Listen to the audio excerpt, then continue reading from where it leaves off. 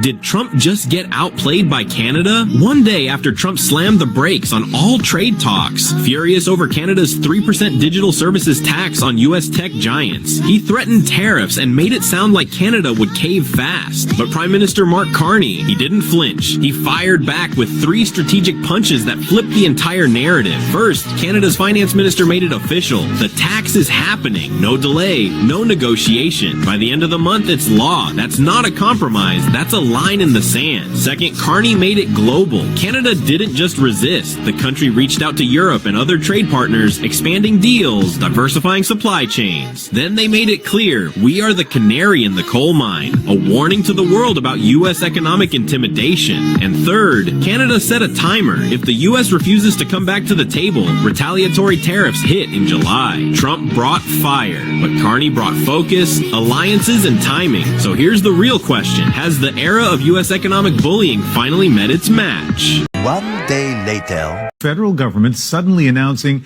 it is now rescinding its tax targeting big tech companies. The prime minister saying talks can now resume.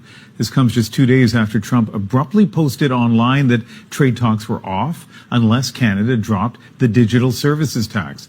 It was just hours away from taking effect tonight when Ottawa made the announcement.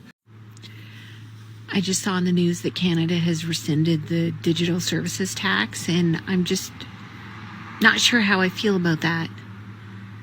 Like, it kind of feels like we caved, but then having a trade deal with the U.S. is important, and we want it to be as favorable to Canada as possible. So maybe it's not caving. I don't know. What do you guys think?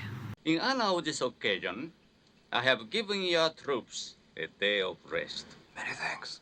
I am declaring a general amnesty. You and your officers may return to your quarters. As part of this amnesty, it will not be necessary for officers to do manual labor.